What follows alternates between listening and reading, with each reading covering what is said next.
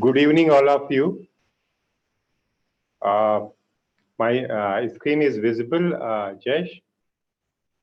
Yes, sir. Good evening, all of you. As I told you yesterday, today's session is going to be very interesting. When you are you have opportunity to interact with the scientist who is looking for capacity building and outreach program of Indian Space Research Organization, specifically National Remote Sensing Center.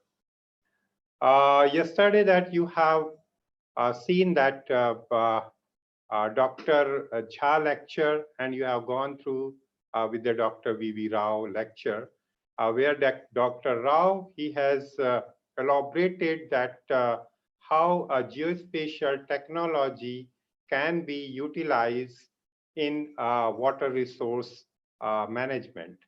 He has explained very in a detail about use of geospatial technology in infrastructure, especially water infrastructure, water management, as well as that some area of a flood also, to how you are able to identify or how you are able to predict a flood. And he mentioned about some of that very national importance project where geospatial technology was utilized and being utilized in that management purpose. Dr. Jha, he has elaborated more on forestry sector, especially on carbon sequestration, biomass assessment, and as well as that how that mapping or forest mapping has started a long back in year 1960, 65, when that ISRO have not launched even that satellite.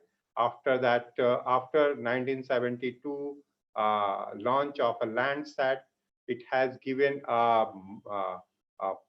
boom and the push to mapping land use, land cover. He also elaborated about that how climate change can be identify the change in the different area, identify using that geospatial technology. In fact, more on that remote sensing technology. Today we are going to have our lecture. One is that Dr. Rajashri Bothale. She is going to have a lecture after me. In fact, today I am going to speak on more on detail about that geospatial technology, how it's supposed to be utilized. Yesterday you have seen applications. Now that how the technology can be developed, how geospatial technology can be made using some artificial intelligence or machine learning tool which can be utilized to develop geospatial technology and subsequently to application. Friends, I'm going to today speak on more on disaster management and basically disaster reduction, risk reduction, where that one is a drought monitoring system. Before this, I'll tell you about my organization, from where I am and what I am doing over here. We are from Symbiosis International University, which is that almost having a 48 head departments and the constituents, and where we have a SIG, that is called Symbiosis Institute of Geoinformatics, is one of the constituent of a Symbiosis International University. Main focus of Symbiosis Institute of Geoinformatics is to deliver quality education among students. We have different programs, a program of let's say masters in geoinformatics, a master in the data sciences, master in master in a technology. So these are the program which we are having in Symbiosis Institute of Geoinformatics. We have a very close association with Department of Science and Technology, Government of India, Indian Space Research Organization, National Remote Sensing Center, Indian Institute of Remote Sensing, to execute our different projects. A part of this that we worked very closely with that different industries. Those are basically working on that automations, working on transportations. So those kind of interaction we have in Symbiosis Institute of Geoinformatics. So going ahead, that why that geospatial science is important. If you will look on statistics, that 4 components of a geospatial science, which is basically GNSS and the positioning, GIS, remote sensing, that's called that Earth observation, and 3D scanning, which is nowadays people are using drone, and very actively people are using drone for the 3D scanning as well as for that high resolution images. Which is basically joined with the technology which come with, like a big data, cloud computing, artificial intelligence, machine learning, which is basically as a catalyst and as a boosting this theory of a GNSS, GIS, and the GPS and spatial analytics to solve that the different kinds of problem in the application sectors. So let's say that the transportation, utility, construction, mining, and agriculture, these kind of problem could be solved with that the combination of these 2 technologies. And finally, you can see that how much impact or geospatial basically boosting the particular sector of application. Like if you see that the value of impact of a geospatial technology, it goes around 623 billion only for transportation. When I'm talking a billion, it's $1 billion. Subsequently, it goes to utility, mining, agriculture, and so on and so forth. Now coming to that digital ecosystem, if you will see that digital ecosystem, so digital ecosystem where you can see around GNSS and the positioning is sharing a lot of share, in fact, in the geospatial technology. So its share is quite high because nowadays in the transportation, lot of industry, they are utilizing GNSS to track vehicle, as well as to monitor vehicles, as well as that working on the driverless cars, where that the GNSS play a very important role. And then subsequently goes to that GIS and Earth observation and the 3D scanning. 3D scanning or the drone, it has entered in geospatial sector very recently, but it has a lot of potential in the coming year. And the government of India has come up with that directorate of a drone also for mapping purpose, as well as that for to get the high resolution information. Now coming to that, just changing my gear from that geospatial technology, which is very much important, to that coming to the disaster risk reduction in the geospatial. If you see that cloud of terms which linked with the disaster, we can see that earthquake, wildfire, heat waves, cyclone, storm, volcanoes. But the most effective, those are terms which you can see that the drought, flood, and earthquake, which you can see each and every year some or another part in a world. So these 3 things are very frequent, in fact, due to that, no certain other activities. It may be the population growth. It may be that when we are tampering with that the natural resources, when we are altering what that phenomenon we have, earth phenomenon which we have. Uh, for this, for the disaster, that United Nations has come up with that one framework that is called a Sendai framework in 2015. In this Sendai framework, that goal was that disaster risk reduction. And on this goal, that they have come up with that the four priorities.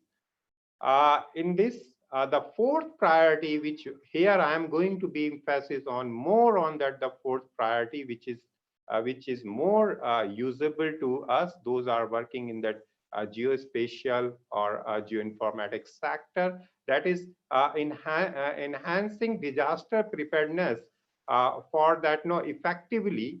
So here that no response and to build back better. How we are able to build our our area which already faced the disaster, how we are going to be build those area and what technology we are going to be used. So here the priority fourth, where that India is the one of the signatory, we have signed on this to utilize of a geospatial technology in the disaster management. And that's priority four. Very specifically, it is telling over there, and it is written over in that Sendai framework that you use of geospatial technology if you want to reduce a disaster. Coming to that, that 17 goal of United Nations, and why I am putting over here to tell you that out of this, if you will look on that 17 goal, almost that 10 goals directly related to a geospatial technology. If I'll say that the 1, 2, 3, 6, 7, 9, 11, 13, 14, and 15, these are directly related to geospatial technology, where geospatial technology play a very vital role to achieve this goal till 2030. So these are the things where the United Nations is working over there. What are our responsibility? How we can do that is specifically in that technology part. How we can support this to achieve these goals? We can support by that development of a system which provide more information, real-time information to go for that to go for a contingency planning of a certain area, which may reduce a lot of impact of a disaster at a particular place. If you will look on a total scenario of drought in that all disaster, so the drought is almost that it is the most damaging natural calamity. Generally, that the people feel that the flood or earthquake, but if you will see that drought have a lot of effect and impact in all different sectors also. And it is almost that accounting around that US 6 to 8 billion, and 60% of a total average loss, whatever the disaster loss we have in all across world, the 60% go in account of drought disaster. So you can see that how much we have to be prepared to reduce that risk of a drought. However, it is very difficult to stop these kind of phenomena. But yes, we can reduce our risk. We can reduce that impact of a drought in a particular area, and we can save a lot of economy. If you will look on the main problem comes with that drought a lot of ambiguity with that drought definition. Many people have a different kinds of definition of a drought. Like if I am a hydrologist, my definition is a different. If I am a meteorologist, my definition would be different. If I am agronomy, my definition is going to be different. And that's why it's now that the time, no, we have to be combine all these things, that agriculture, hydrology, and as well as the meteorology, to come up with that no specific definition of a drought. What is the drought? And we have to be utilize all this information while we are going for, or while we are going to develop a drought monitoring system. Drought is very unprecedented. If you see that no two major factor of a drought, that one is that increasing human population, and that is affecting on a drought, uh, as well as that no uneven precipitation. So these are the main importance factor for that unprecedented scale, and it's a very difficult to map or finding out no assess or quantification of a drought, actually, because it's a spatial temporal nature which is changing very frequently, and when the time goes, that drought change accordingly, and it may increase, decrease, and then increase. That is that is nature, actually. uh, uh, what are that consequences comes to, if you will look on consequences of a drought? uh, uh, it's a environmental, social, and economic. All these three area you are going to see that consequence of a drought. uh, Prolonged drought is going to be reduce a soil moisture, which is a one of that important factor for agriculture. Then comes to that no stress on a vegetations, increase in incidence of wildfires. Now that coming to social, it's a basically, if I'm talking about the social and the priority 1 and 2, where that say that no, reduce the poverty as well as that zero hunger. It comes to this area where no, if we are uh, able to reduce the risk of drought on a human population, we are going to be reduce, or we are able to achieve that no poverty and the zero hunger goal, which is that the UN sustainable goal. Subsequently, going to that economy, crop failures is going to be impact a lot upon country economy, and the loss of hydroelectric power generations, and then that effect to different kinds of timber industry. Uh, if you see drought, how it's basically a variation of that no or the factors which we have a drought. It's from the meteorology drought, agriculture drought, and hydrology drought. We have meteorology drought when we are talking about it's people they define when the lack of precipitation would be there, that it comes under the meteorology drought, and which is generally that below normal precipitation in across the country. Agricultural drought, it's specifically say when we have low productivity, low yield of agriculture, as well as which is basically attributed by soil moisture. When that the soil moisture will reduce, so the long time less soil moisture is going to be persist. That is going to be impact on a low yield of agriculture. Hydrologic, they have a different definition. They have that low runoff or shallow groundwater level is basically kind of a definition of a drought. So these when we combined all these things, where that if you will see the meteorological drought only have a precipitation variation. However, the two other, agriculture and hydrology, have precipitation as well as the temperature. Both are going to be combined to assess agriculture and the hydrology drought. So the temperature variation and the precipitation variation provide me information about that is that agriculture drought is happening or the hydrological drought is happening.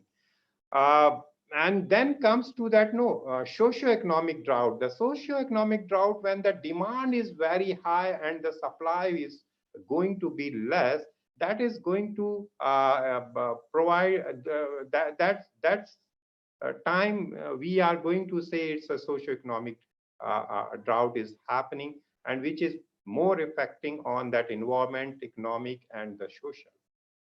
If you will look on this image, that you can see that the most severe non-resilient districts of India, basically in that northwestern India, in Rajasthan and the western Rajasthan, and some part of Gujarat and the Madhya Pradesh, then comes to that central Maharashtra, which is basically cover Marathwada area, and then a part of Andhra Pradesh, Odisha, and some part of Chhattisgarh also.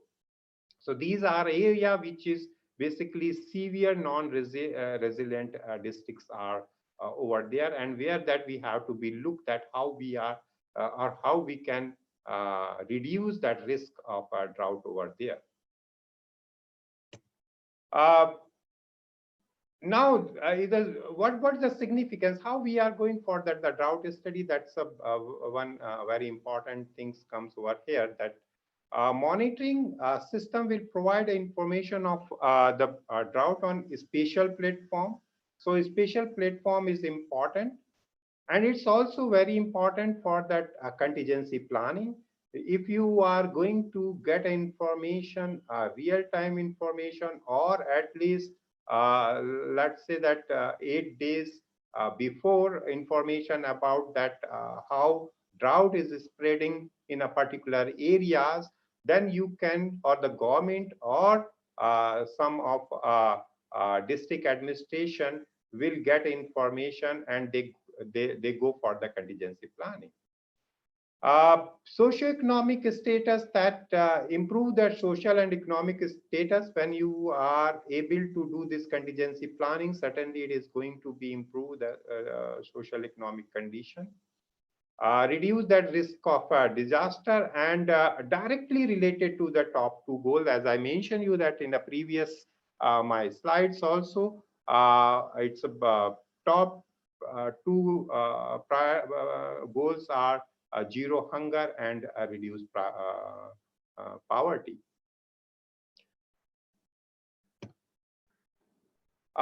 We have chosen for our study, we have chosen that area of Marathwada, which is basically very frequent drought is occurring over there.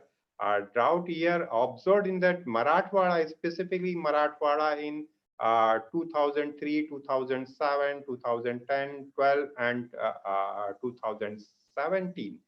The Marathwada is a part of a central Maharashtra area. And it's have population around 18 lakh population is over there.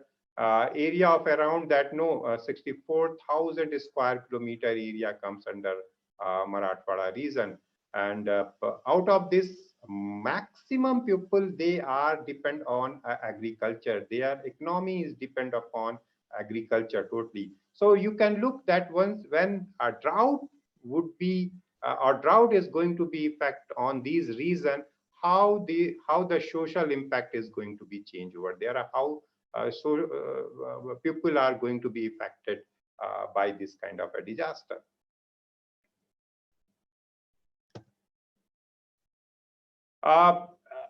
During that time, government has also made that the cattle sheds, where that farmer that time were not having that their capacity to feed cattle. So the government given some support, and they provided a cattle shed with that the fodder. So almost 5.6 million livestock in a Marathwada were under that cattle sets, where that no basically that general area, no water and no food were available, and the quality of water and of fodder received as a relief in these camps, which basically will improve at least condition of a farmer over there.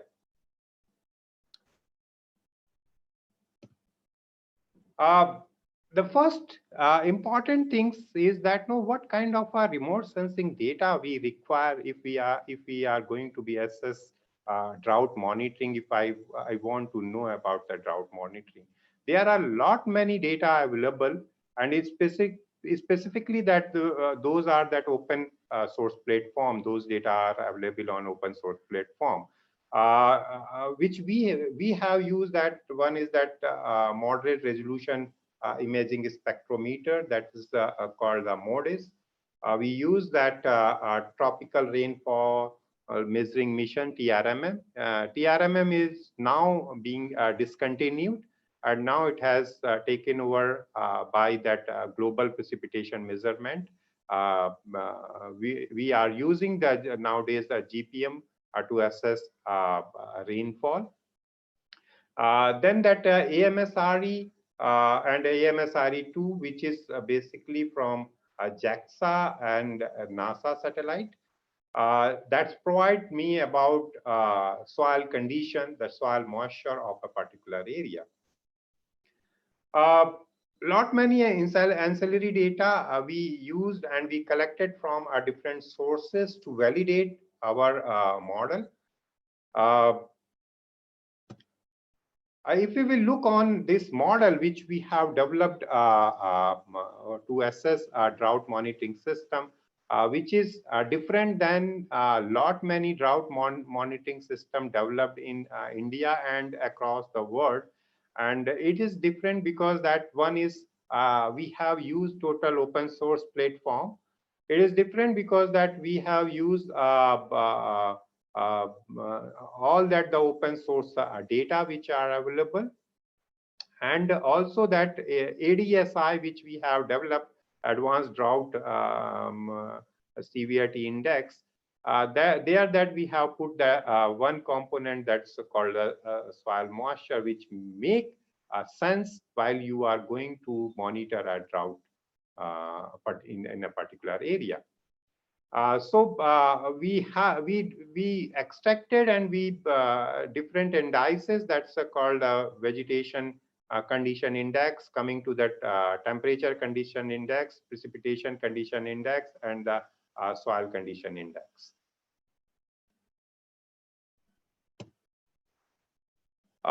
Very briefly, I'll tell you that the first is basic things was everyone knowing that NDVI, which is that the lot in the many area people are using to get in different kinds of information through NDVI, because it's relate with the water, it's relate with the condition of a forest, vegetation, agriculture. So it has a lot of applicability. So the first thing was to generate a NDVI, which play a very important role while you are going to create a vegetation condition index, or you are going to be extract those information. One important problem comes while you are going for generation of NDVI. That's a lot of area, because India falls in the tropical area. A lot of area is going to be come under cover of a cloud, specifically during that before monsoon, after monsoon. During monsoon, yeah, it is totally covered, and that time it's a very difficult to get cloud-free data. So the main challenge was that how we are going to make a cloud-free data of the data which are available. Otherwise, cloud have a very adverse effect while you are going to have a drought monitoring, and while you are going to be generate some indices. So we developed one methodology where that we used temporal interpolations, to change the pixel of a particular area which was beneath in a beneath in a cloud. So we have done that change first that no 30-bit to that the 16-bit data set. Then from pixel value to we converted to the binary value. And then from that the binary value, we have find out a position of a particular pixels which are under a cloud. And finally, we change that particular pixel from a previous image and previous composite image around that 5-year everyday image, almost the 230 images we have taken to change a 1 pixel. So that information we have taken, we computed it, and then particular pixel was changed accordingly. So using this technology, we changed, and finally we got it the cloud-free area. You can see over there that the cloud image of year 2018, day 185, and the same day, cloud-free image of a year 2018, day 185. So the techniques, very, very effective techniques which we have used to finding out that cloud-free place. Then that we use that MODIS product to understand about LST, land surface temperature of the particular area, and the finding out the brightness temperature of a particular pixel. And after getting this information, we used that our data TRMM.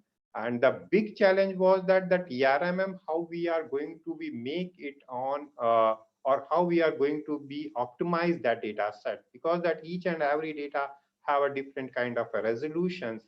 And that was the main challenges. So we optimized that TRMM. We downscaled the TRMM by using a reference of a NDVI and the DEM, digital elevation model, which we have used from that the Cartosat DM, and which is freely available also that the Cartosat DM, and we downscaled up to the MODIS level.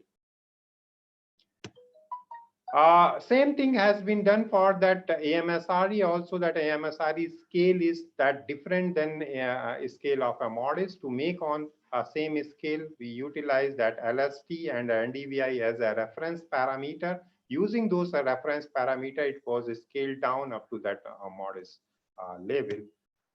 And finally, that we able to create a different indices for a drought, which are that the component of ADSI.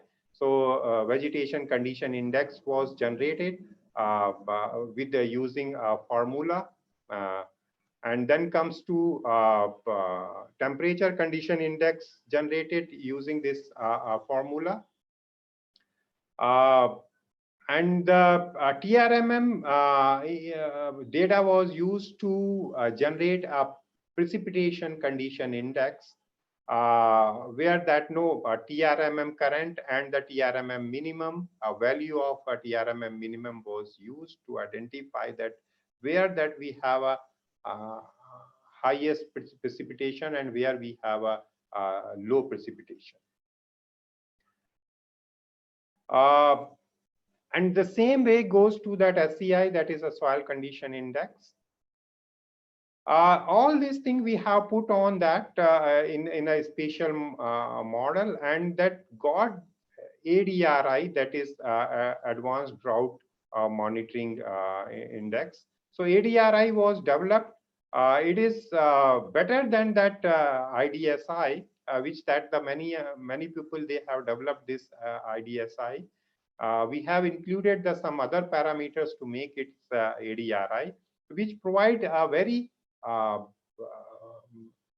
very comprehensive information about the drought. If you will look on this drought from severe drought to the normal conditions, how that the normal condition is prevailing in the particular area. So every 8 days composite, you are going to be get information. If you will look on this, we use that data from 2004 to 2019 to finding out how the drought is prevailing in the particular area. Almost that the 689 images were used. Right now that almost 740 images system is using to process it. You can see from January to February to September how severe and the normal condition is prevailing in a particular area.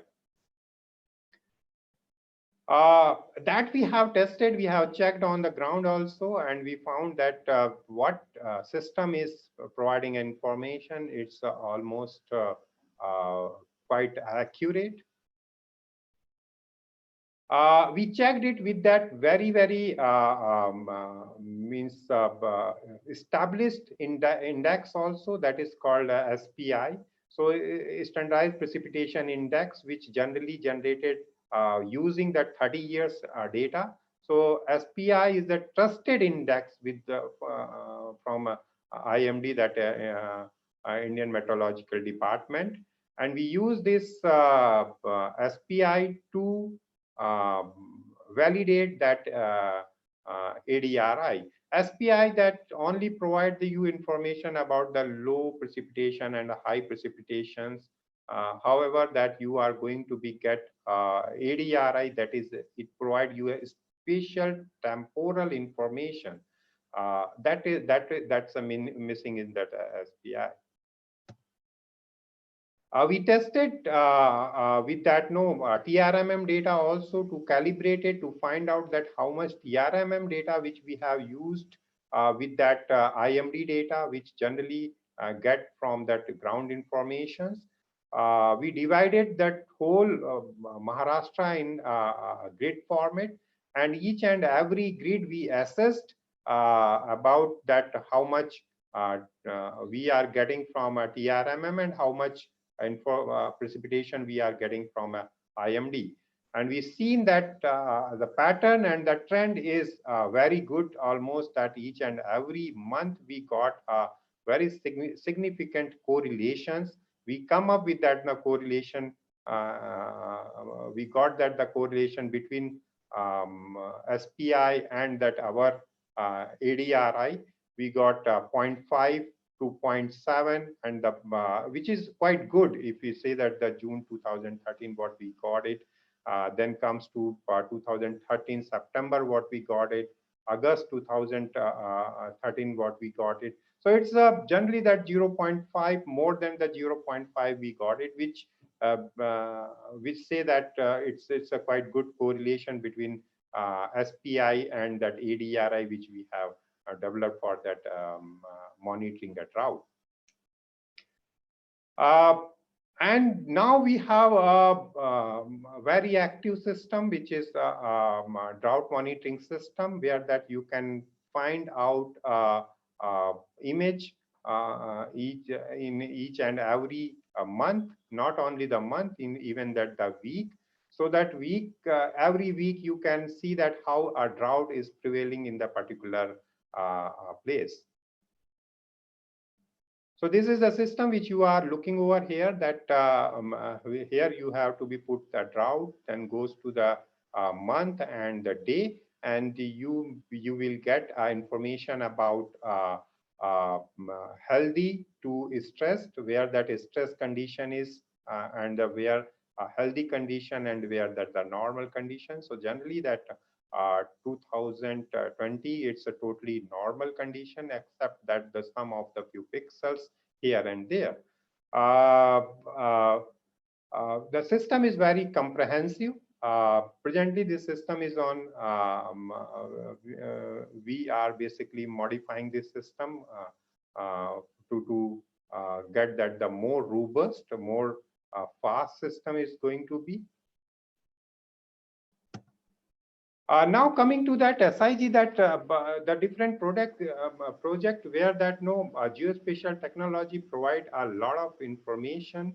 If you will look, this is that forest biomass assessment where yesterday Dr. Jha, he has told you, or he has describe about that what that NRSC and ISRO role for the carbon sequestration, how they have done for all across India.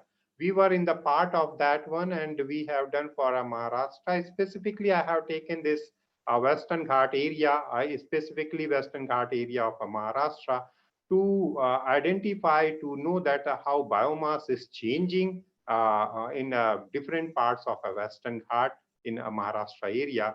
So, and which forests have a maximum biomass to from evergreen to semi-evergreen, the moist deciduous. If you will look on that evergreen, which have that the maximum biomass around that mean, if you'll say that the 215 ton per hectare, and generally in that Maharashtra Western Ghat, you can see in this tip of Western Ghat of Maharashtra, the patch of evergreen forest.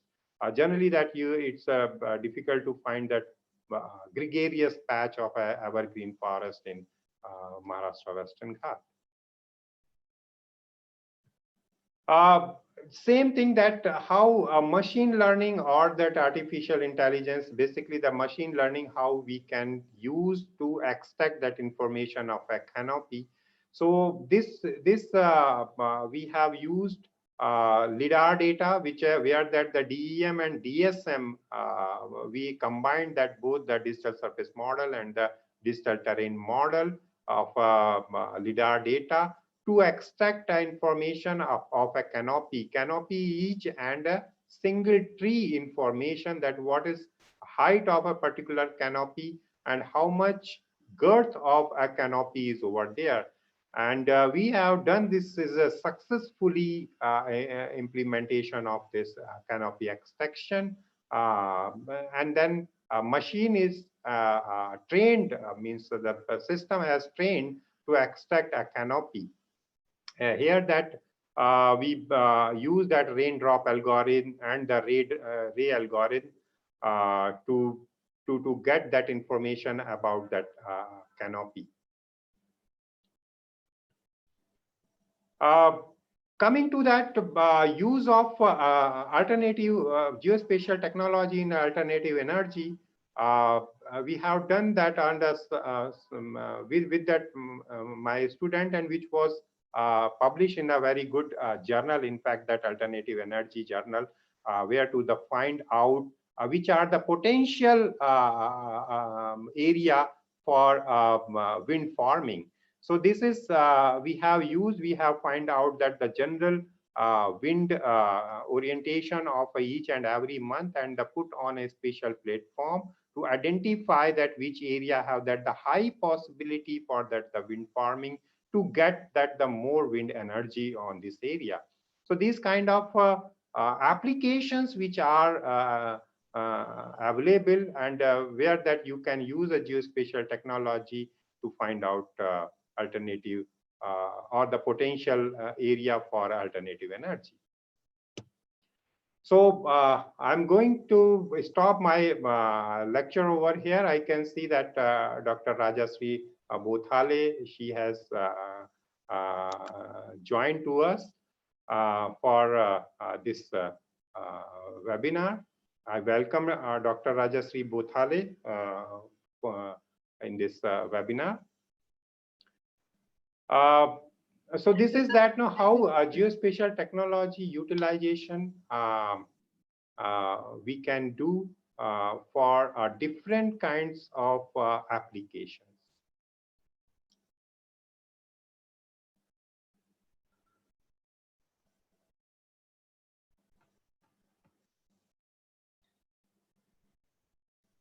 So thank you, all of you. Thank you to listen me. Before that, Dr. Rajashree Bothale, she has joined to us. Dr. Rajashri Bothale is presently Group Director, Training, Education and Outreach Group, NRSC Hyderabad. She also worked at a regional center of NRSC at Jodhpur for around 21 years and also in Nagpur. She has a more than 30 years of experience of working in a geospatial technology, particularly in the field of water resources and the cryosphere. A cryosphere which we have not touched yet, in fact. And she has worked on the government deputation. She served as an ITEC, that ITech expert on remote sensing and the GIS to government of Mauritius. She has done a PhD from VNIT Nagpur and ME remote sensing from University of Roorkee and BE from NIIT Raipur and MBA also. As a member of a 35th Indian scientific expedition to Antarctica, she visited Antarctica to carry out research. She has received many awards for paper presentations, appreciations, and ISRO Team Excellence Award also. Dr. Rajashri is the author of a Hindi book, which she has, I think, very recently she has published it, that is Antariksha Khoj, and which was awarded the second prize in Delhi Book Fair in 2020. So I welcome Dr. Rajashri Bothale for her talk in this gathering. Yes, thank you, Dr. Singh, for the introduction and connecting me to the participants. I am seeing that there are around 200 participants who have logged into this webinar, and 2 people are already in the waiting room as per the message which I am receiving. So it is a good number to get connected with. Yeah, I also want to tell that these 200s are basically professor lecturers only. So yeah, but only that from the different university and the colleges. So all over the India, all over India. Some are from a different country also. Oh, yeah, good. So really, thank you very much for, as I mentioned, connecting me to this auspicious group here today. And I hope I do the justice to the topic which you have given to me to tell to everyone. I'll share my screen. Just give me 1 minute.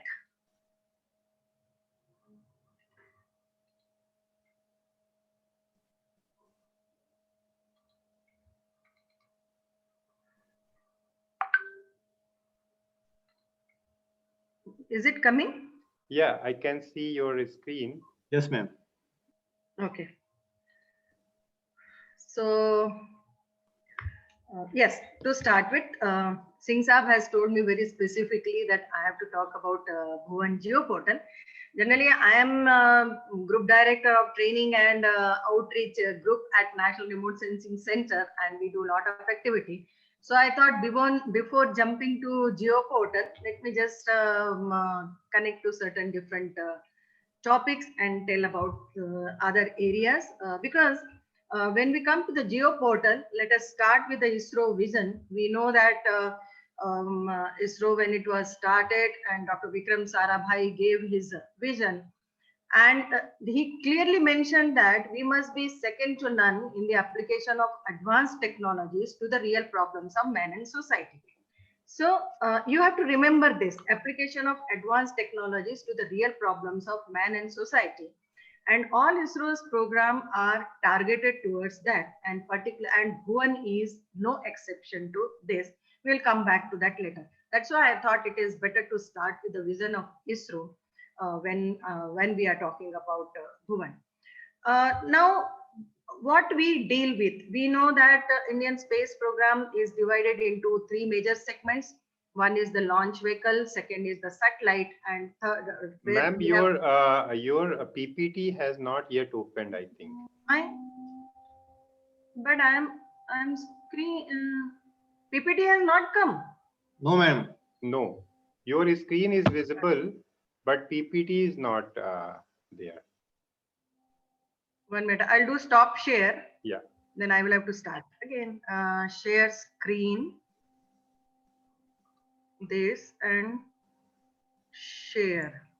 Now Yeah, ma'am. now it is visible. Yes. Okay. So anyway, I'll just tell again 1 minute. So again, starting back, it is regarding Bhuvan Geo Portal.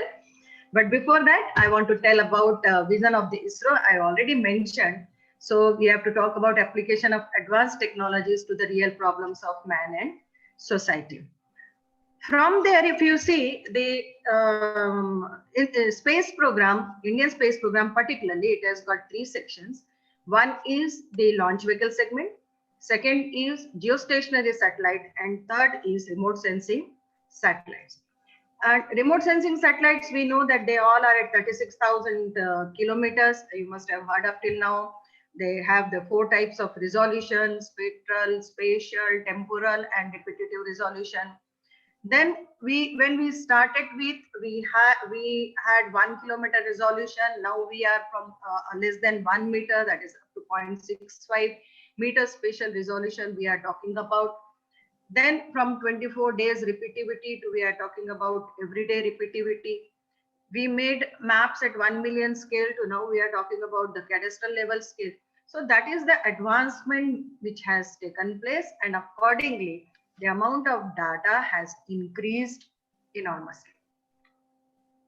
Okay, so when we talk about the programs, we know that remote sensing data is there, GIS technology is there, and I'm sure this is already covered. That is, and you know about that the technology, what remote sensing technology is there, what kind of data set it's used, and based on all the data which we obtained from satellites or the aircraft or from the ground observations, these data sets are put into a system that is called geographical information system, so that we do the display of the data, analysis of the data, query of the data, and output retrieval of the data using computer hardware, software, peopleware, and the data and the programs. So this is in a nutshell about the program. So now talking about the resolution, as I mentioned, from 1 kilometer, 360 meters, 188 meters. So as the time passed, the resolutions have become better and better, 72, 56, 36.65, less than 1 meter. So we have an advancement into the data set. So little bit, I know, I'm sure most of you must be knowing about remote sensing, but just as a little to start with or to brush up your memories, we know that it is science and art of collecting information about any object, about any area, or about any phenomena from a distance without directly being in contact. And nowadays we all are doing this remote sensing, and remotely we are having all these lectures. One point we have to be very careful, because it is a science as well as art. Science because there are different physical laws, laws of physics, which govern the remote sensing, how the data is obtained. We have Kirchhoff's law, Planck's displacement law, Wein's displacement law, Planck's law, and so many other physics laws are there. So that is the science of remote sensing. And art of remote sensing, because it is using the process of interpretation. It means the same satellite data, when it is given to different scientists or different interpreter or analyst, we get different results. Means if a water resources person is seeing the data, he will see the reservoirs, he will see whether the reservoir is shallow, whether it is deep, how much is the turbidity. If a groundwater person is seeing the same set of data, he will look for geological features like lineaments, folds and faults, all those things. Similarly, an urban planner will see from the urban planning point of view. So depending upon who is doing the analysis from the same set of data, we will get different information, and that is the art of collecting information. We know that energy source is required, which propagates to the atmosphere. interacts with the Earth's surface, again repropagates back to the atmosphere, recorded by the sensor, transmitted to the data Earth station, and the products are generated, which are being utilized. So we know that there are different resolution data sets which are available, right from MOS-A, Ocean Color Monitor, WIPS data, which became AWIPS 64 meters. Then IRS panchromatic data 1 meter, 5.8 meter, Cartosat data 2.5 meter, and more data sets which are available, and few example of the data sets. How it changes, because coarser the resolution, more is the area coverage, the better is the resolution, less is the area coverage. So these are the different spatial resolution. How the spatial resolution makes the viewing different. This is one example which I have taken from Bhuvan portal only. That is, we have the data from 56 meter. So it is Hyderabad and surrounding area, 23 meters. Things are becoming more clearer.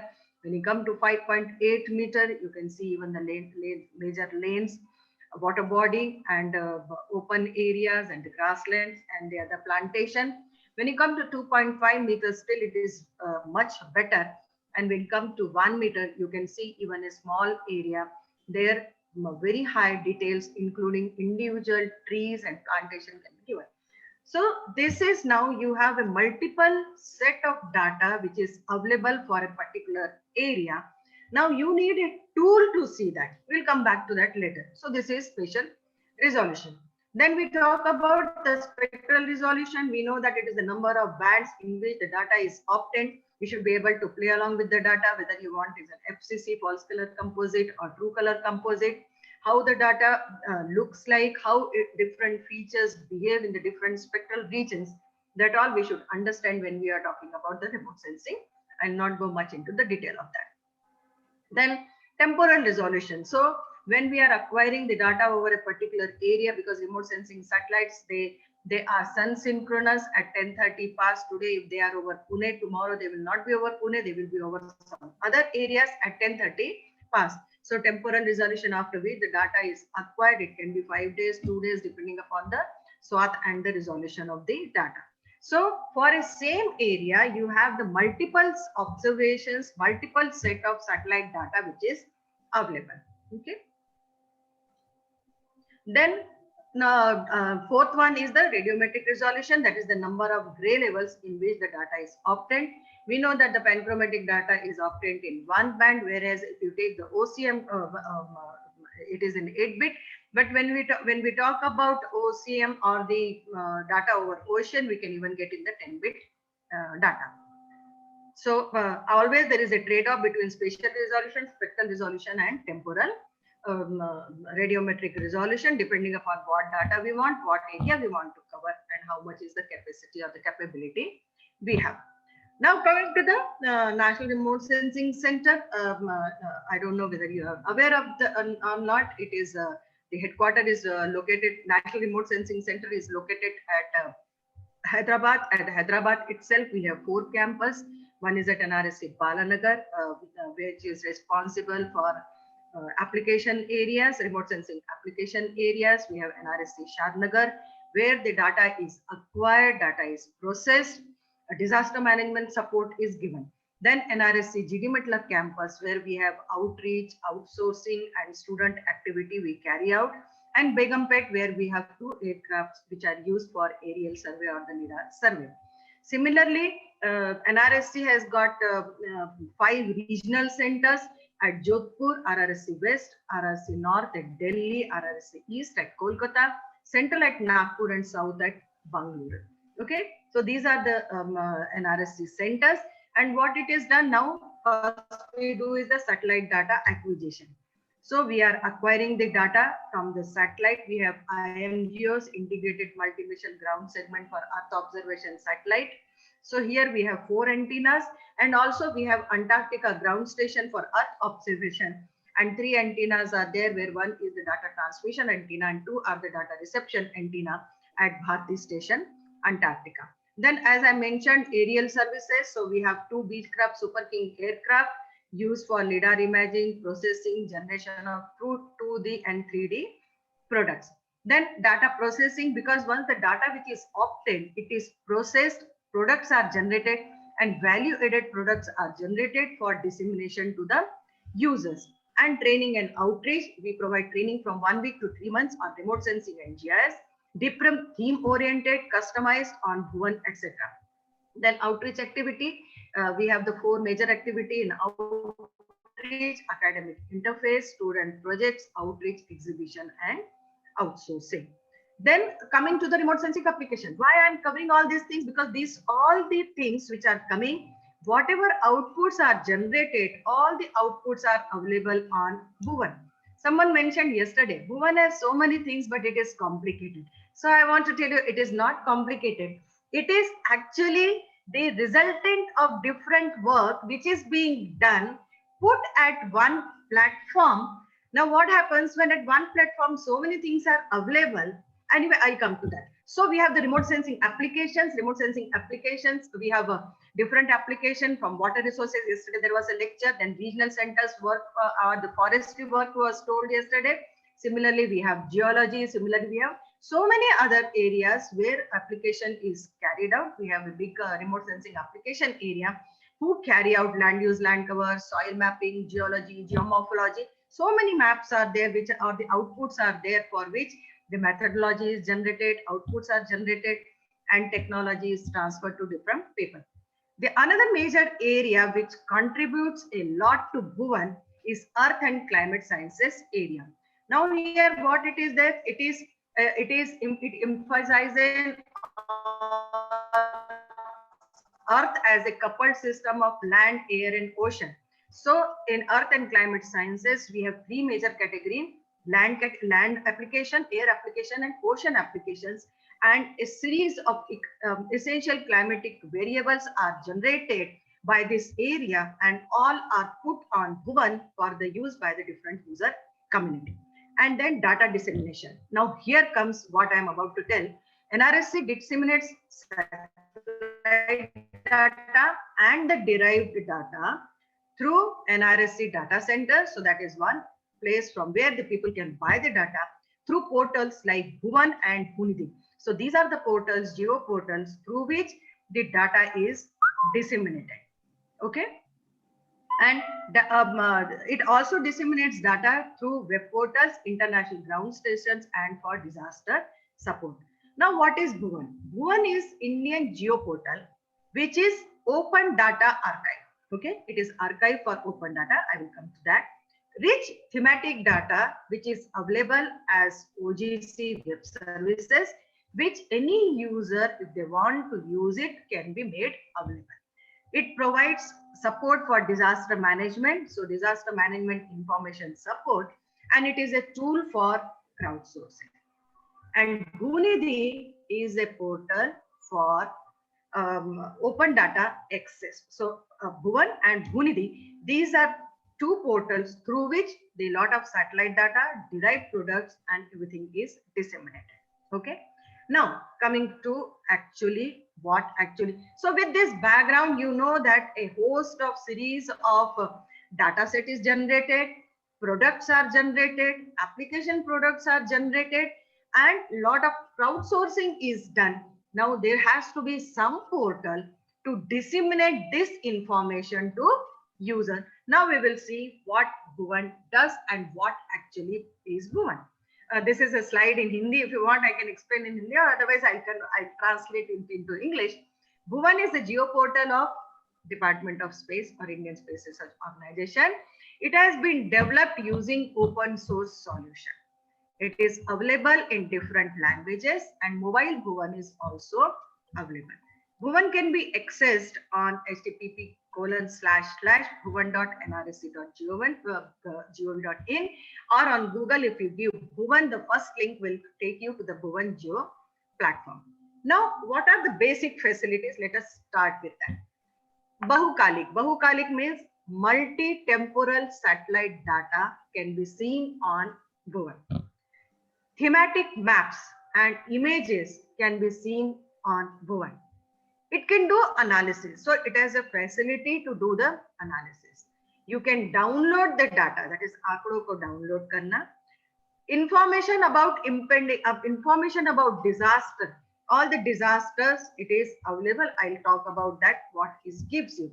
Then information about the disaster from time to time. We have yesterday, Jasa must have told you, I'm sure, that every half an hour, the forest fire information is automatically generated and uploaded on Bhuvan, and the information is passed down to various forest beat officers of different states about the areas where there is a chances of fire or where there is a fire. Then it is used in crowdsourcing, thematic geospatial application. So all these things are available on Bhuvan. Let us go and see in detail one by one. Okay, so it is what I already told. It is the geo platform of ISRO. It has got visualization and free download tool. So if a person is interested in visualization of the data and free download of the data, he should not concentrate on any other things, because then he will say that it has got so many things and I am confused. But it is not, because Bhuvan has something or the other for so many people. Then next is it has got maps and OGC services, which are 7,000 plus, and I am sure this figure is old, because every now and then there is an increase in the OGC services. And if I ask the concerned person today, he will give me a number which is much enhanced than this number. If we talk about the applications on Bhuvan, 150 plus applications are available, 30 state portals. So state portals are for whom? It is for state people. So you have to go, you have to click the India map, go to a particular state, and the state portal will be available, where you have to have a login ID and password to enter in the state portal, because the state portal data is for a particular state, and without that state giving permission, it cannot be displayed to a normal person. So this is particular for a particular state. Then crowdsourcing under different projects, more than 81 million data sets are available on Bhuvan. And this is the landing page of Bhuvan, Bhuvan 2D, Bhuvan 3D, then Open Data Archive, climate and environment, because the products of, as I mentioned, that earth and climate sciences area, whatever is being generated, it is available from the climate and environment part. Similarly, thematic services, similarly disaster services, ocean services, online map. This is the state portals. As I mentioned, that you click on any state boundary, then the corresponding state portal will be available. Apart from that, what we are talking about, the applications, as Bhuvan is being meticulously being used by different ministries, we have portals for different ministries. So here, if you can see this blue band, these are the governance or the central applications for different ministries. So the concerned persons will try to go to that, and they will like to see what at all it is there. Similarly, we have application projects. Different application projects are available. If the time is there, I will take you to the live Bhuvan. So similarly, and then it gives you the regular updates, that is what has been generated, what has been updated, what data set has been loaded. So if you see, Bhuvan started in 2009 as a visualization platform, only visualization platform. In 2012, it converted into mashups, and 2015 onwards, it is being used by G-governance application. So there is a lot of change, lot of data set which has come on this. So in nutshell, if you say, Bhuvan, I already mentioned, why I'm telling you again and again, so that you know that what are the different things which are available. It is a web-based geospatial platform. It has wealth of satellite images and maps. An outcome of ISRO's all the national level mapping projects are disseminated through Bhuvan only. So whatever is being generated, everything is disseminated through Bhuvan only. Then it allows free download of satellite data, certainly as per the prevailing policies of free data, because we cannot go against that. Whatever is the policy, government policy, depending upon that, the data may be available. It is allowed for the free download. And then location-based services, intelligence, everything is there where the crowdsourcing also takes place. So if you ask the proper questions, is it platform and browser independent? Yes. What is the backend technology? It is open source. What is satellite data which is available? 1 meter panchromatic data with temporal data which is available on Bhuvan. And you know that entire country generating the 1 meter the mosaic, cloud-free mosaic, it's a quite tedious task. So regular updation is planned for Bhuvan and it is available. Which are the maps available? So large scale base map for pan India are available. How many thematic information are available? They are available for 14 to 16 themes, different themes. Is it OGC compliance? Yes. What is the open data? It is having around 80 products under open data archive, which people can download by simply registering themselves. What is can it provide governance applications? Yes. 168 application for state and central ministries are available, and as I mentioned, this number keeps on changing. Every time when we are making any presentation or training, we have to ask the Bhuvan people and get the correct. Mobile apps, 60 active mobile apps are there. Total more than 100 mobile apps have been developed. Crowdsourcing, 81 million locations and photos are available on Bhuvan. And user base, now it is not 10 millions. As per the latest information, it is 20 million hits per day. This is what I got the information today. So it has got diverse potential. Bhuvan has got diverse potential. Visualization platform for building user application. Any user can come and build their applications. It is for building mobile application. So the facilities are provided that since the base data is available, anyone wants to build the mobile application, it is possible for them to build the mobile application. Free data clearinghouse for state to share the data. So it is one platform where all the states can share that data without any problem, and it will be only available to their particular states. Different states can develop different applications. Mapping platform, you can have your own mapping can be done with the facilities which are provided, and it is a big platform for disaster management and support. Okay. Now, how the satellite data has really grown over on Bhuvan, let us take a look. As I was mentioning, from 2009, we have come a long way on Bhuvan. In 2009, we had only up to 5 meter Indian region data was available, and LIS3 full India and 50 meter AWIPS full India was available. And over a period of the time, now in 2017, 2020, if you see 1 meter color data for every year, it is available. 2.5 meter color data for every year, and 12 per year data is available for AWIPS, and LIS3 4 layers per year are available. Just 1 minute.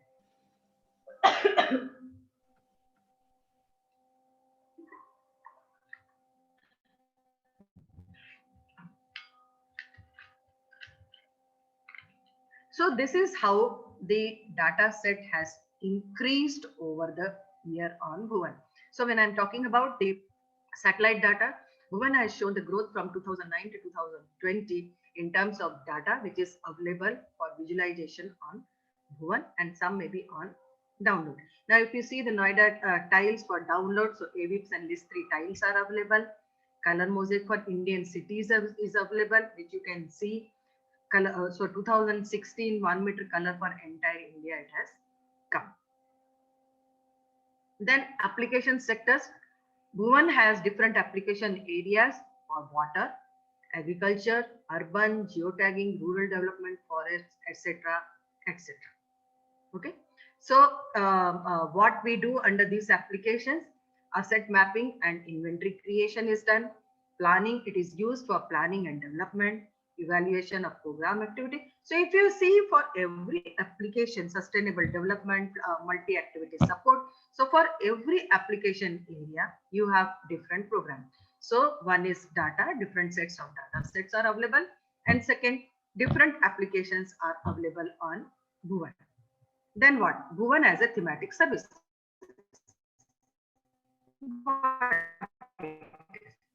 Now, Bhuvan facilitates user data set from the portal. Already, as I mentioned, that these are the list of the data set which is available.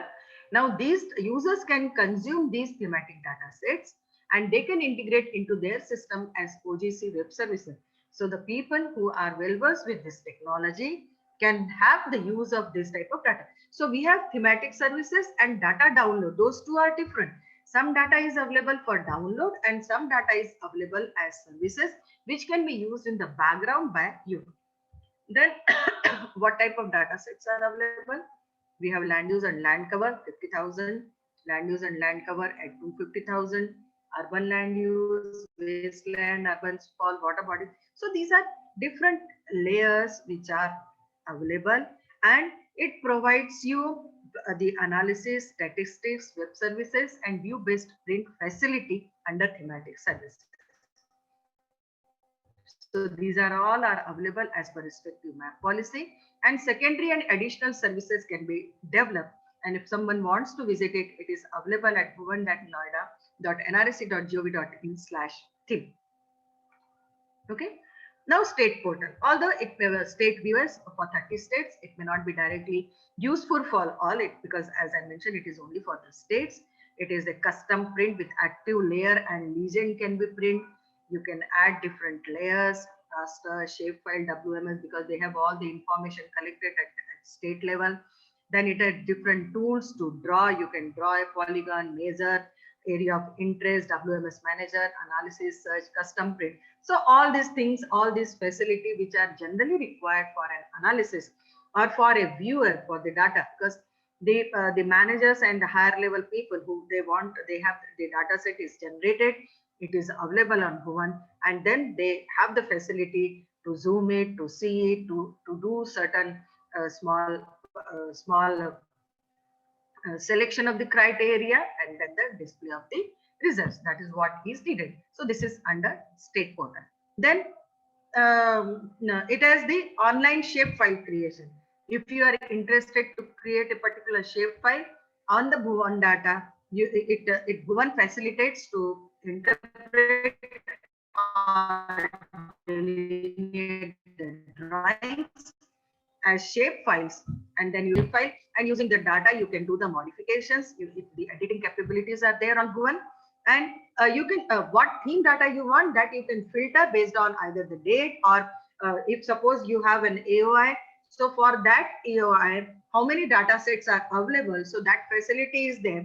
You just give an AOI and they select the data set which is available. Bhuvan will show you these many data sets are available, which you can put in the background and you can modify your shapefile. So that enhanced shapefile, online shapefile creation facility is also there in the Bhuvan. Then viewer, what it can do, suppose if you have some text files and you want to convert them, you want to make them map, so that facility is also provided. Like you have the state and district census codes and XY data, we have the find map, you can convert it. You can convert the depending upon that, you can have equal range or classification, because these are the things. Once you have a data set, suppose for different states, that you can put into the Bhuvan, and then an outputs can be generated in GIS viewer facility of Bhuvan. Then historical data viewer. So for some places you have the data sets which are available. This is one example, like Delhi International Airport, where you can have the 2000 versus 10 versus 2014. Now here you can see that what changes have taken place from 2010 to 2014. You can see here in the boxes. So this is how the Delhi International Airport has changed from 2010 to 2014. So in bhuvan.nrc.gov.in/map, multi-date view of all available high resolution data sets is available, and along with the date of the past information, it can be seen, and people can see like what we try to see on the other portal. Then crowdsourcing, as I mentioned, that it has control data like AP Housing Board, NTR, Vaidya Seva, Drugs, MNCFC, Department of Post, Manu, Hudhud, you must be aware of. All Manu is after disaster, Uttarakhand disaster. Whatever data was collected, that is put on the Manu. Hudud are the cyclones. So Telangana and Andhra government has collected a lot of information that is available under Hudud. We have the Panchayat, KFD, ESCI, Manrega has crores and crores of data set which is available. So these are in the control. Then in the public disaster, Nepal disaster, Chennai disaster, these all are available under public crowdsourcing. So 60 plus mobile applications are there for crowdsourcing. People can add content, people can add photos, and 3D models can be generated. So this is the crowdsourcing which can be done on Bhuvan. Now, disaster. Disaster is a very important support system, disaster management support system, which is given on Bhuvan. Now, the data which is obtained from different sources, so from satellites, from aerial, from grounds, that all goes in the Bhuvan. It can have the multi-tier database which is available with decision tools. It can provide emergency communication through virtual private network, through satellite phones, distress terminal, and DTH-based warning.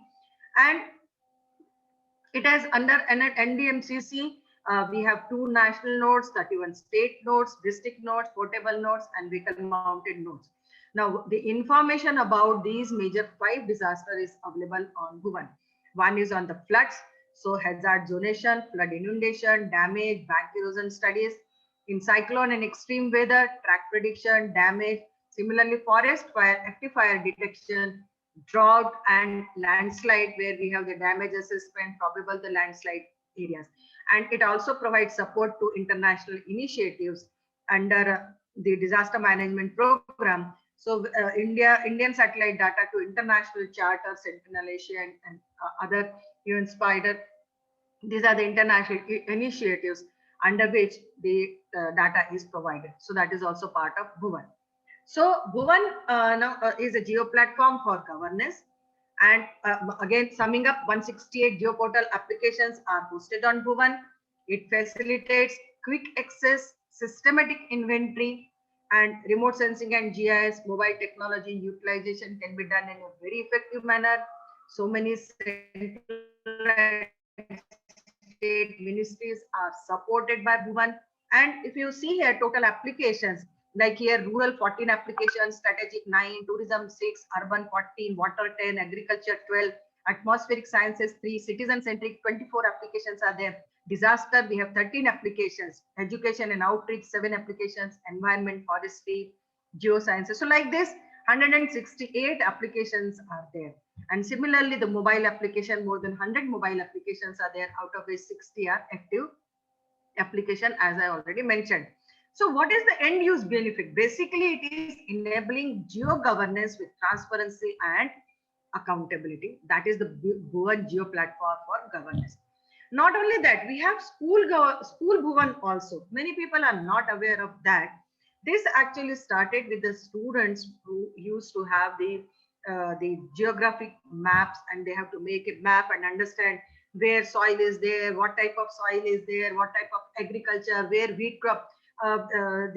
Your students, if they are there in 9th or 10th class, you know that how they have to make India map, they have to draw the boundaries. So with that idea, the idea of School Bhuvan started, and a visualization of 9th and 10th class maps of various categories based on NCERT syllabus, agriculture, water, soil, mineral. So students have different levels, they can draw the map, take the quiz. So it makes the geography, otherwise sometimes the students, they feel bored, or sometimes they get irritated to draw the map.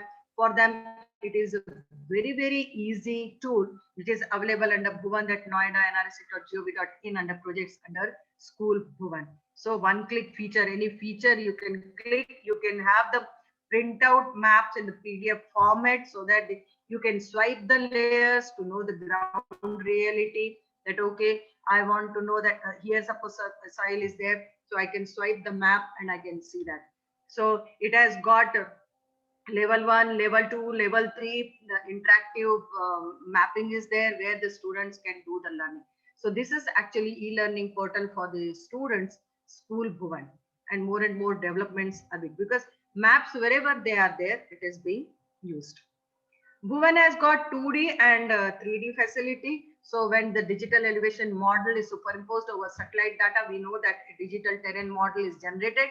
So generating the profile, generating the other analysis. This is an example of 3D Bhuvan, where you can see the elevation profile over this across this section AB. So this is Bhuvan 3D. Just an example of one map on the high resolution map, which is available on Bhuvan, where the satellite data you can see the individual boundary of a field along with the individual trees which are there. Okay, so after this, this was about the Bhuvan geoportal. Now I'll go to the second part of this few slides, which will talk about the Bhuvan data download, because many times many people have a confusion how to download the Bhuvan data, and they say that we don't know anything about that. So I thought I will just cover a few slides about this and few slides about the application. So what we have to do, the people have to go to. So now what I told you that there is a data download which is possible on Bhuvan. So I will just try to give you some information about how it is downloaded. So you have to go to bhuvan.nrc.gov.in and in data, in that download, and then you have to register as Bhuvan user. So download the data, registration is very necessary. Login ID and password. Then you have to browse the data which is available. So based on the date, based on area of interest, you select the data. You simple as that. There is no complication involved with that. Okay.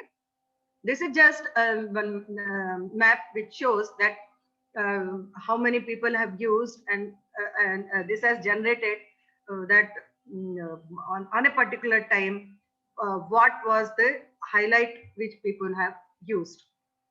Then archive data. So you have the open data and the products which are available. So user can select, user can browse, and user can download the data and the metadata as which is there in the NSDI 2.0 format. More than 20 lakh downloads have taken place. This figure is old, and the data which is available, it is available in 3 categories. One is satellite versus sensor. So we can do the download. Second is theme and product. So what theme I want? Do I want land use land cover, or do I want cryosphere product, or do I want atmospheric product? We have the ozone layer, we have the heat water content, or the ocean water content, or the ocean curl stress. So depending upon the theme, what theme we want and what product we want, we have to go and we have to do the selection, and based on that, then it will give. Then programs and project, because like suppose I don't know anything about this. I know that it is available under NICES program. So what I will do, I will go under the program NICES and I'll click there. Their different projects will be there. So different project information will be available. So in nutshell, the searching and finding is very simple.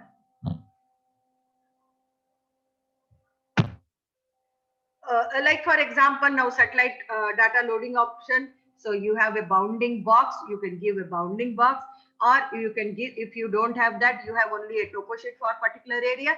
So you can give the topo sheet, map sheet number also. There are already standard tiles are there. You can give the tiles, or if you don't want that, you can make interactive drawing, and based on that, it will give the selection of the data. So whatever you want, everything is available for selection of AOI. You can make the box, you can have the topo sheet, which generally the people are familiar, or the tiles which are already given. And features, that is, you can save all those things. It will give you all the total list of the data. It will give the Cartodem tiles which are available. So all the information is available, and based on then whatever you want, you have to do the selection and you have to do the download. Then as I already mentioned, satellite and sensor. So like IMS1, we have the hyperspectral data, OceanSat 2 data. In ResourceSat 1, we have advanced wide field sensor. ResourceSat 1, we have the LIS3 data.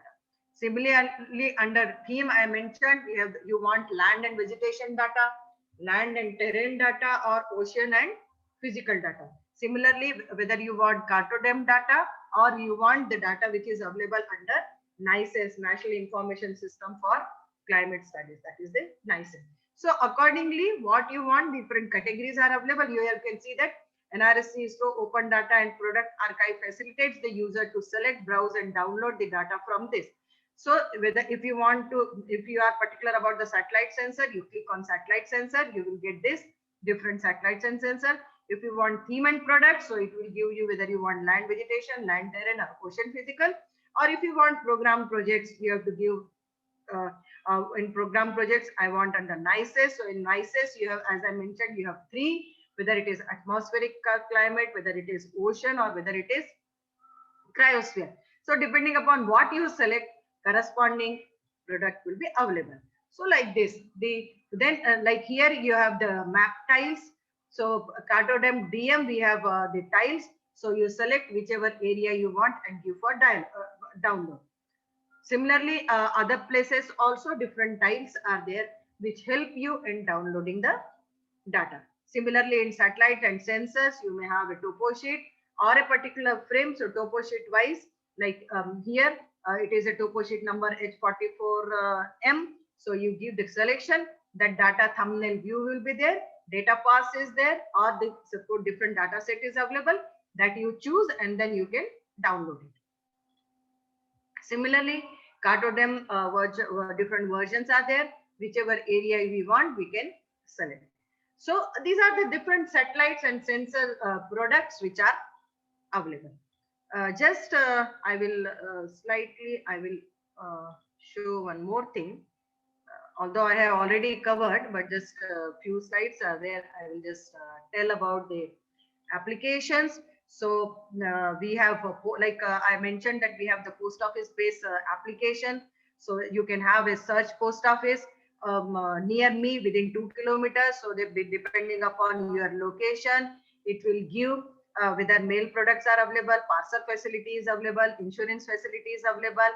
So for the area, it is telling that Falaknuma 53, Hassan Bazar and the Tarband, these things are available. And if you see the Tarband branch office, it will give you the main photograph of that inside and what facilities are available there. What are the operating hours, what is the address, and it has the facility for mail product, insurance, speed post.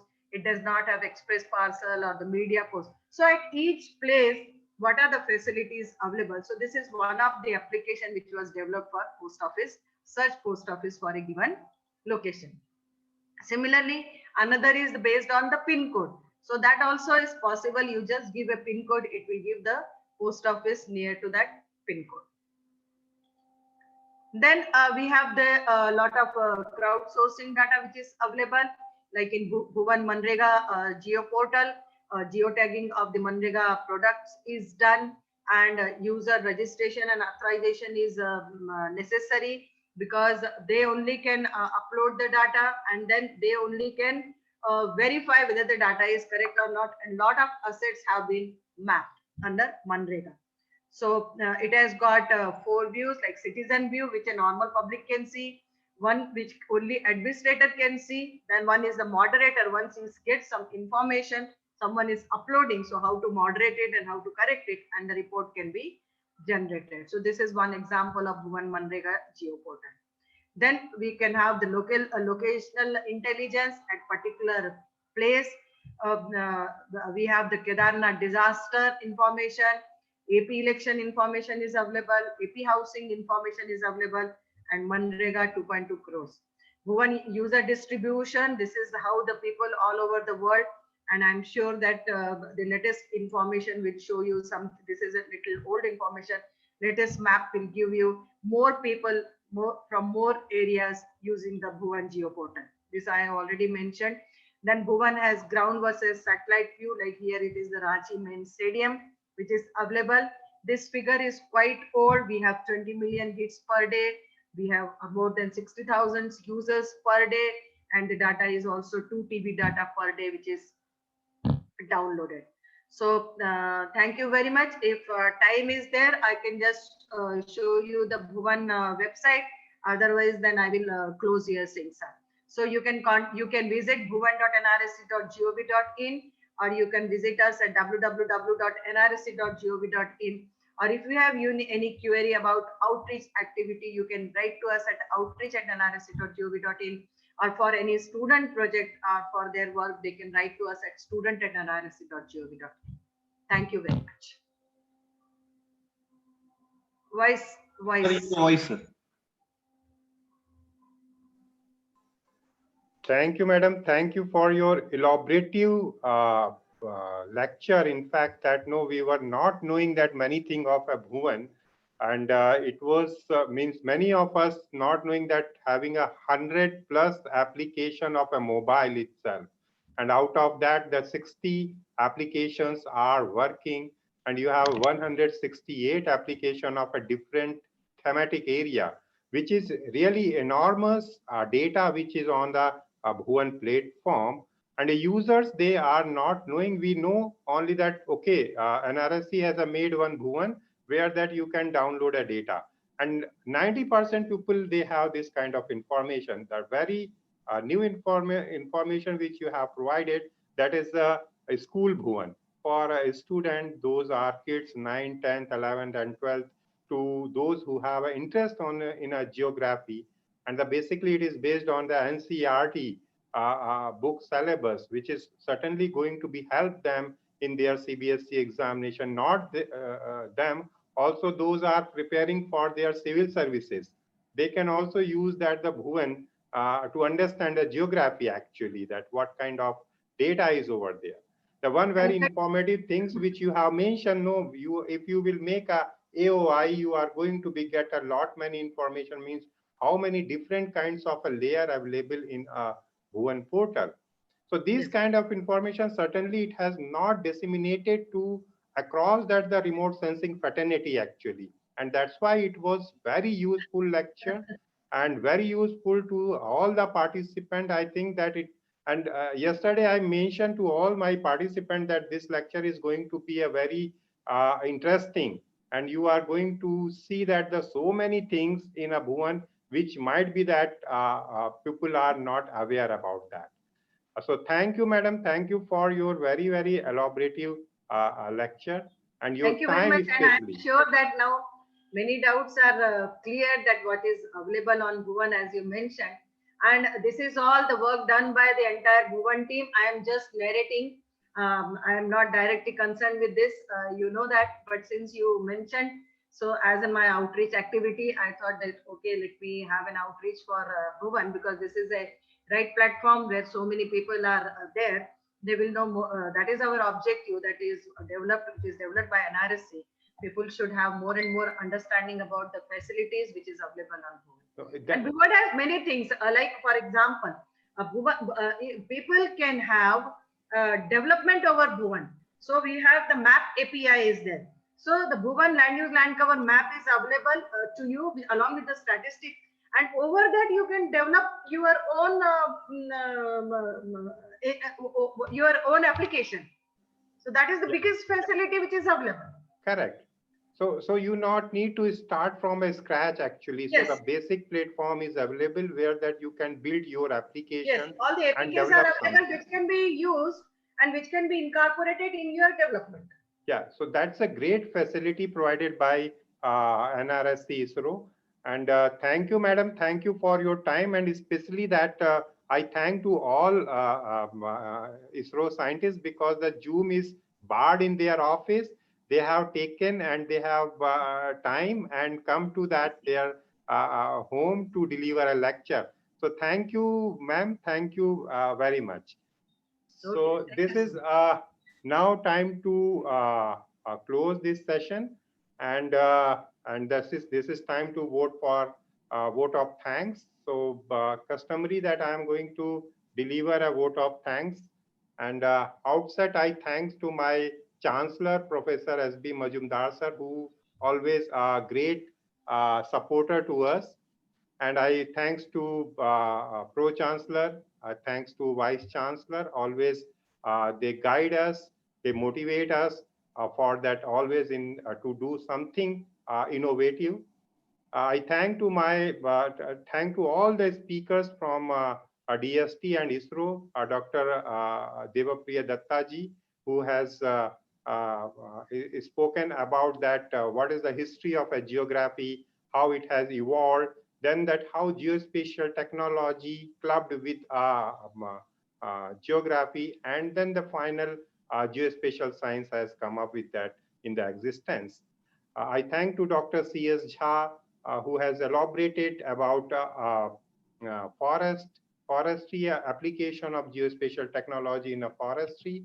Then Dr. V.V. Rao, who has demonstrated about application of spatial technology in water resource management, infrastructure, groundwater assessment, which is certainly going to be benefit to all the participants. And then finally, I thank to Dr. Rajashri Bothale, madam. She has really that she has elaborated a Bhuvan like that. She has started a work from scratch in a Bhuvan. So thank you, ma'am. Thank you for that your lecture. Apart of this, that I thank to my all SIG staff, each and every, they have supported very well for this webinar. In fact, that we have envisaged or we have started this webinar preparation in January 20th. And the February 1, we delivered, and the February 2nd, we delivered. So that is due to the help of our all the employee of Symbiosis Institute of Geoinformatics, especially Dr. Sandeepan Das and Ms. Pallavi. So thank you, all of you. Yes, just things up. Again, one thing I will again just emphasize that this is not the work which is done by me. There is a big team behind that. There is a big Bhuvan area where people are responsible for development, and I only done the outreach work. I am not directly. That's why I am saying no. You are branding that Bhuvan yes, actually. I am branding that as a user. I am branding that how I should explain without being the developer. Yes. Because developer tells in a different manner. They have a passion about their development. I am branding it as how it can be used. Yes, correct. So thank you, madam. Thank you. Thank you. Thank you for your time. Thank you. Thank you very much Namaskar. for connecting.